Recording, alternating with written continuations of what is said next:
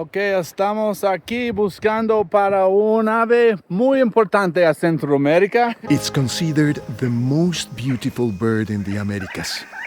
Y se llama The aptly named Resplendent Quetzal.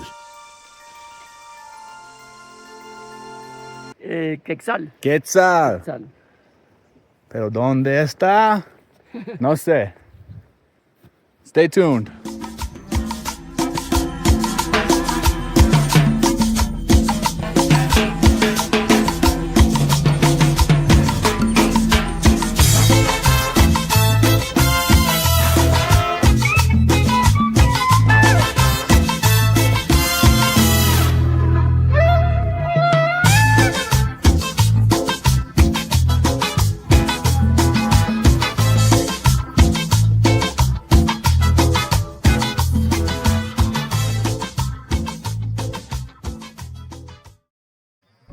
The locals call it Cerro de la Muerte, the Mountain of Death.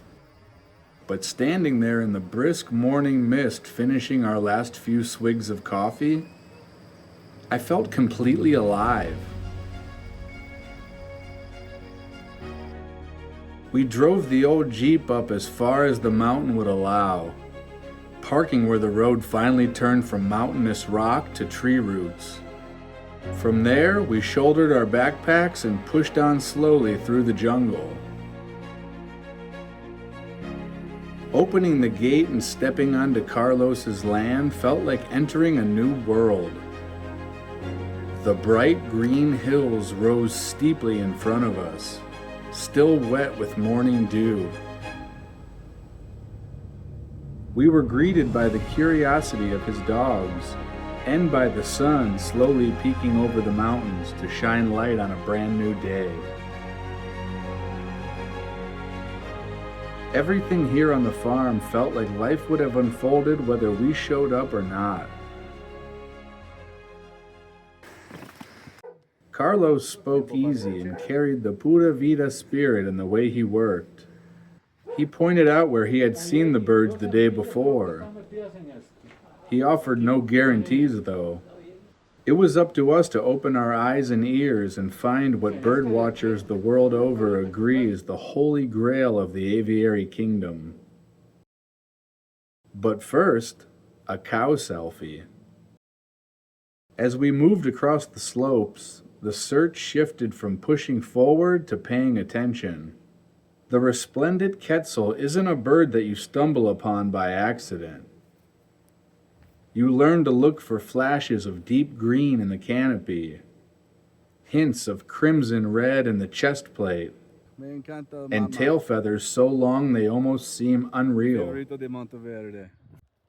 Even their call is subtle, and it's easy to miss if you're moving too fast or don't know what to listen for.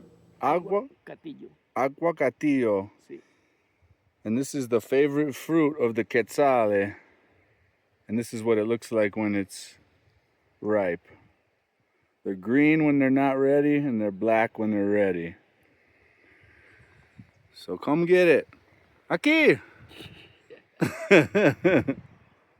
Por favor! The aguacatillo is one of the Quetzal's favorite foods, a wild relative of the avocado that grows scattered throughout these mountains.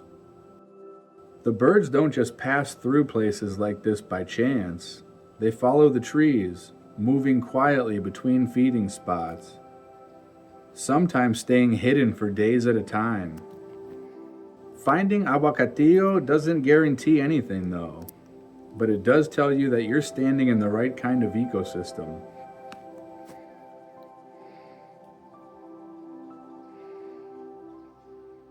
Ok, todavía no suerte. Pero hay muchas semillas aquí. And I think they should change the name from Resplendent Quetzal to Hidden Quetzal. Quetzal Escondido. Up there, the conversation kind of faded on its own. We stood quietly, taking it all in. scanning the hills through our binoculars and letting our eyes adjust and our breathing settle. It felt less like searching and more like giving the land a chance to respond.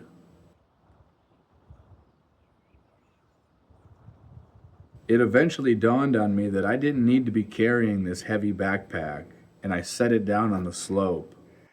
Okay, I can't carry you anymore. Wait here. And the rest of the climb felt lighter, both physically and mentally. At the top, there was no dramatic reveal waiting for us. Just a vast open space that the locals told me was once a natural lake, which disappeared after the last shift in the tectonic plates.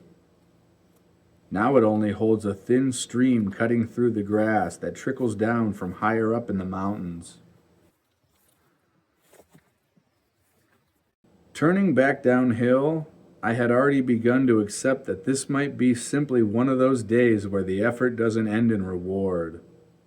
And I was okay with that. I felt lucky just to be standing on this ancient ground. We stopped to rehydrate, adding a pinch of Celtic sea salt to replace the minerals we'd been losing through sweat, a trick I learned training for marathons in the brutal Florida heat. As we continued descending, the mountain still held our focus, the sense lingering that the day hadn't quite finished unfolding, even as we began moving away from the aguacatillo trees. When Luis suddenly hesitated and turned his head, there was a change in his posture that needed no explanation. I had a gut instinct that I knew what was happening before his words had a chance to make a sound. Finally. There it was, resting quietly among the bromeliads, exactly where Carlos said it might be. The bird seemed completely at ease, untouched by the effort it had taken us to reach that moment. Simply existing as one of the most beautiful birds on the planet, humbly, within its world that doesn't revolve around being seen. Watching it there gave me a deep feeling of gratitude, the kind that doesn't need an explanation or a translation. It was clear that moments like this don't remain rare because they are hidden, but because they require patience, trust, and a willingness to move without certainty. As we made our way back across the farm, past the cows and open fields, it was impossible not to feel thankful for the land itself, for the people who work and live on it daily, and for the quiet privilege of being allowed to pass through and witness something that so many never do. Seeing Carlos again in his barn, hands busy with the same work he had been doing before we arrived, I felt grateful for his generosity, and for Luis's steady knowledge, and for choosing a path that wandered off the obvious route and led us somewhere well worth the effort.